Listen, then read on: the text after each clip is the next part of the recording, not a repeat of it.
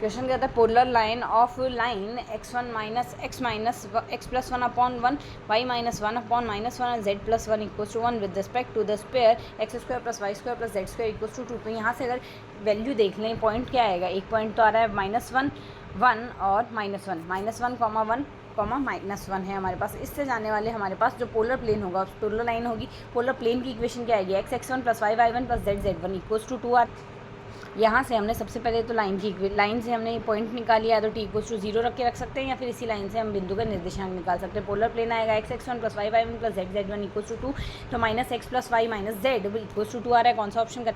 तो अगर यहाँ से कंपेयर करें, हमारे पास यहाँ से यही ऑप्शन हमारा सेकंड ऑप्शन करेक्ट एक बन रहा है, बाकियों में ये लाइन नहीं बन रही, तो इसका सेकंड ऑप्शन इजीली हम कह सकते हैं इसका करेक्ट आंसर। नेक्स्ट क्वेश्चन हमारे पास यहाँ से कहता है, नेक्स्ट क्वेश्चन कहता है double point of the curve हमें दिया हुआ है, इसका डबल पॉइंट या द्विक बिंदु हमें निकालना है। तो द्विक बिंदु निकालने के लिए पहले फंक्शन का एक्स के सापेक्ष अवकलन करेंगे, वाई के सापेक्ष अवकलन करेंगे, दोनों वैल्यू को अलग अलग 0 के बराबर रखेंगे।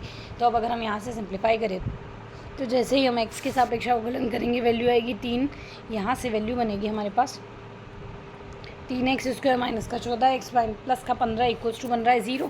तो अगर इसके फैक्टराइजेशन करें तो फैक्टर हमारे पास बनेंगे, जिनको गुणा करने पर 45 है, जोड़ने घटाने पर 14 बनेंगे, तो 9 और 5 हो जाएंगे। तो यहाँ से हमारे पास बनेगा इसके लिए, तो यहाँ से वैल्यू बनेगी x माइनस 3x माइनस 5 बराबर 0। तो x की एक वैल्यू तो आएगी 3, दूसरी वैल्यू आएगी 5/3 रिस्पेक्टिवली। अगर y के रेस्पेक्ट में डिफरेंशिएशन करें तो y के रेस्पेक्ट में वैल्यू आएगी हमारे पास -2y प्लस 4 इक्वल्स टू 0। तो यहाँ से y की वैल्यू आ जाएगी हमारे पास 2, y की वैल्यू 2 फिक्स है, तो y की वैल्यू 2 जिसमें नहीं है वो डिस्कार्ड हो गया, एक तो ये डिस्कार्ड हो गया, एक ये डिस्कार्ड हो गया। और यहाँ से x की वैल्यू या तो 3 आ रही है या 5/3 आ रही है, 3 और 5/3 में से 3 2 हमारे पास थर्ड ऑप्शन इसका करेक्ट आंसर होगा।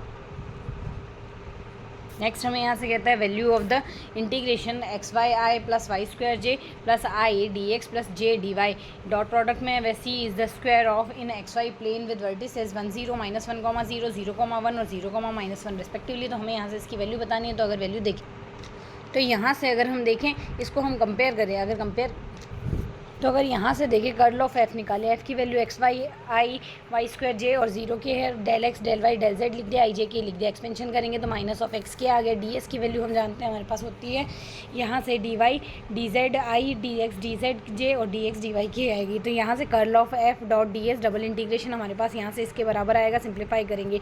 तो अगर यहाँ से देखें, इसमें जब एक्स के सापेक्ष इंटीग्रेशन होगा तो एक्स में यहाँ से ये विषम फलन है, विषम फलन का समाकलन 0 होता है, आगे आपको चेक करने की जरूरत नहीं, -a से +a के बीच में, तो वैल्यू आ गई 0।